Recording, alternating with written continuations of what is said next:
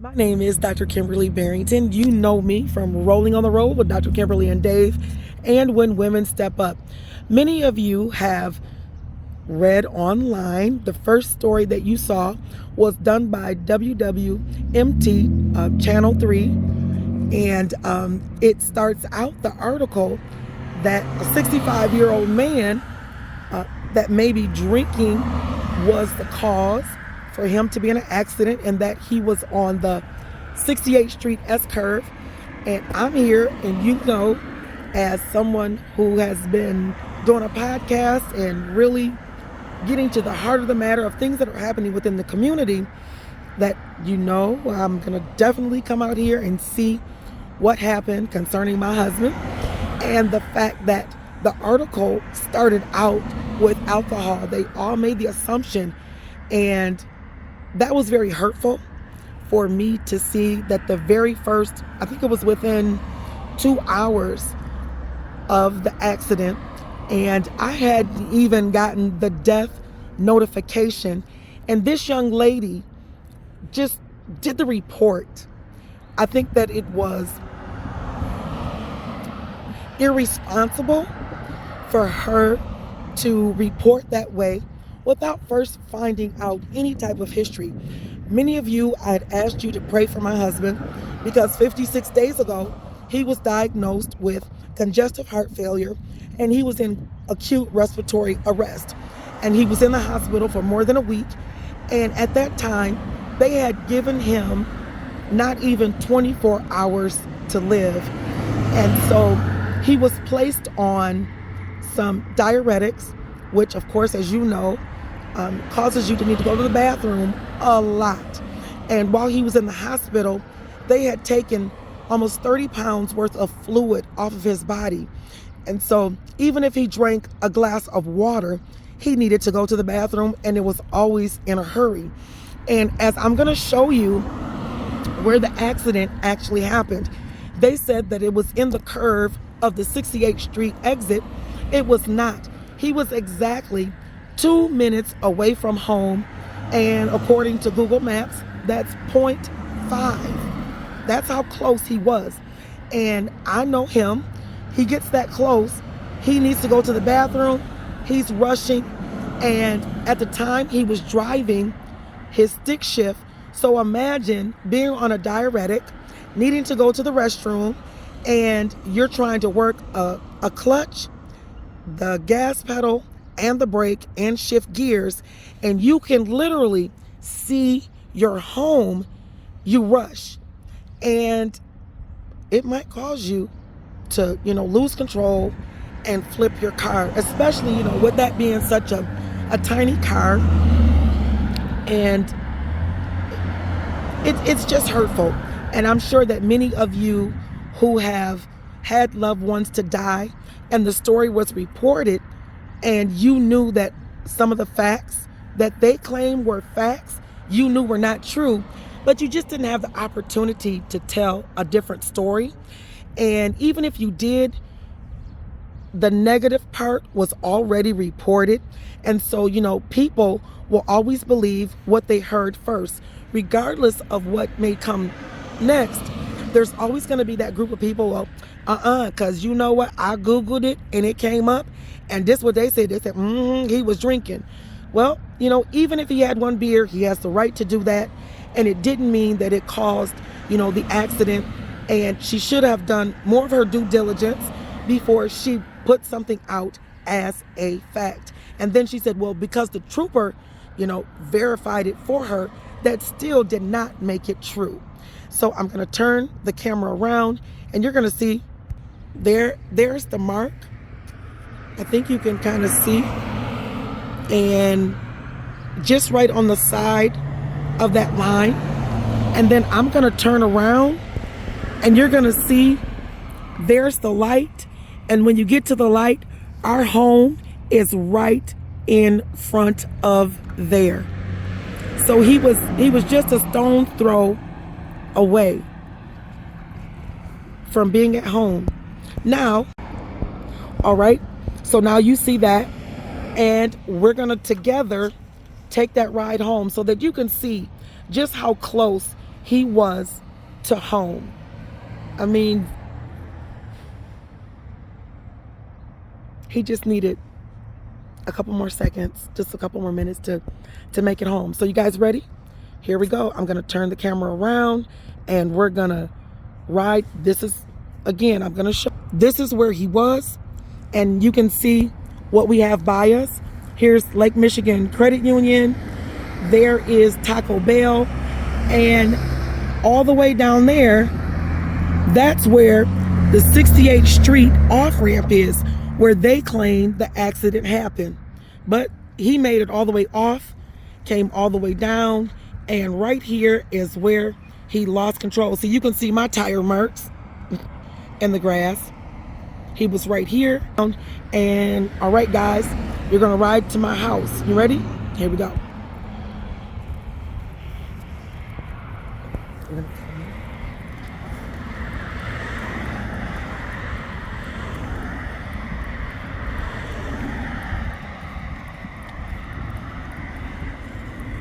There's my cameraman. All right, I'm still here. We're gonna come around. He's gonna come so you can come down. Yeah, there we go. So you're gonna come down. I'm coming down.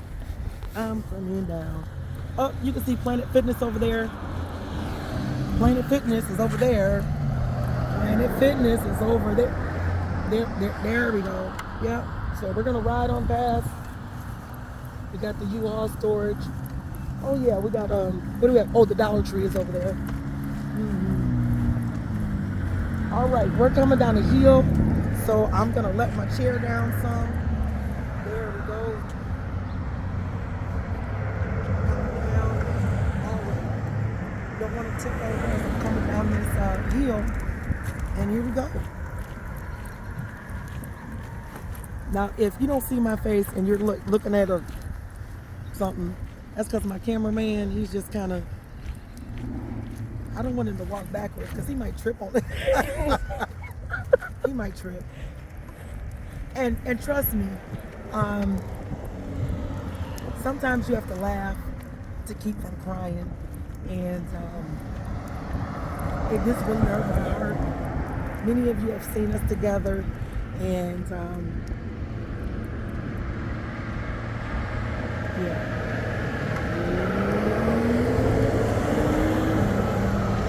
So I have to go slow because my cameraman can't move as fast as my wheelchair because it's pretty fast, especially when I'm on, this coming down. And we're gonna cross the street safely. He's gonna come on the other side. I need him to turn around. There we go. And we're gonna come across the street.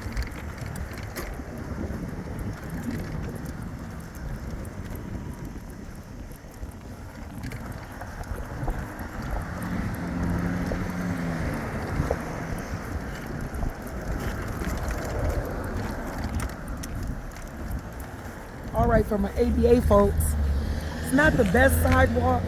I know y'all looking like, oh my God, she's on there with her wheelchair. And that doesn't look safe. It's not, but it does. Oh yeah, I got his rings on.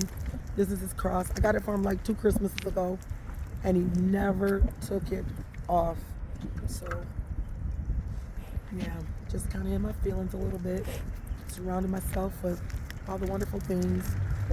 Now you realize that in a car, this will go just a little bit faster than, is it on me or is it like, because it just kind of looks like maybe you guys are, hello. So you realize that you go a little bit faster in a car, but you can still see how close. So if you turn the camera around, there's where we are right there. There's our condos. And you see how close that is.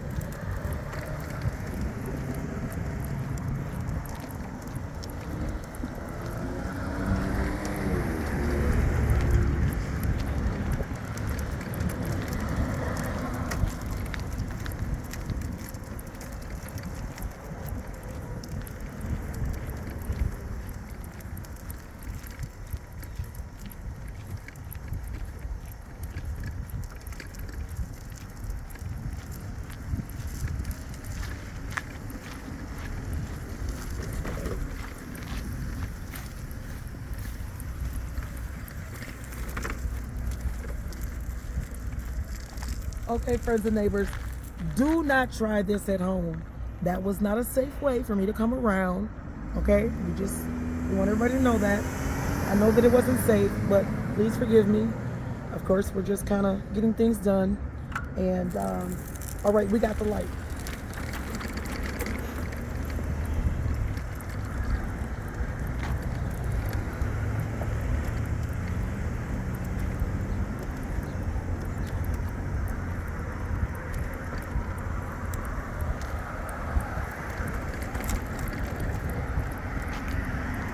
And as you can see, you can see our condos straight over there, and we're just right in there. Oh, we got the light. We gotta go. How you getting? Yep, you too. See, those are neighbors. They're out jogging around, and a lot of people around here love to come into our condos and jog because it's really nice. Or they come and they walk their dogs, or they walk around with their kids because it's a great place. So if you're looking for a place to stay, come on out. We're still building. But you can see how close he was to home, and just how hurtful that feels to know that he was so close. Just, yeah.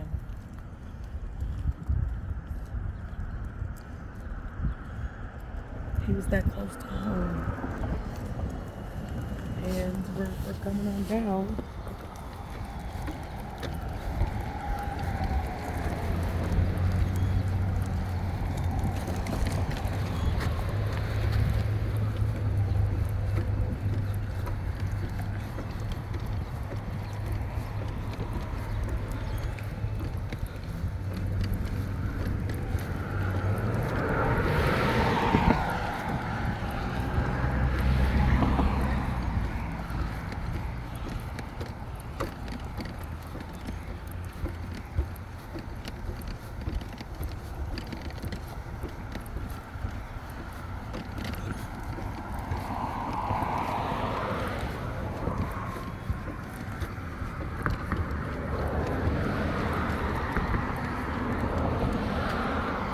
And here we are. We have arrived at 68 West, and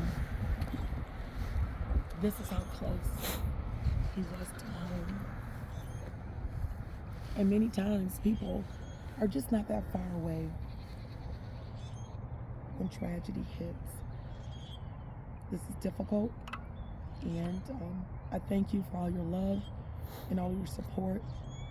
And I'm looking for this to be really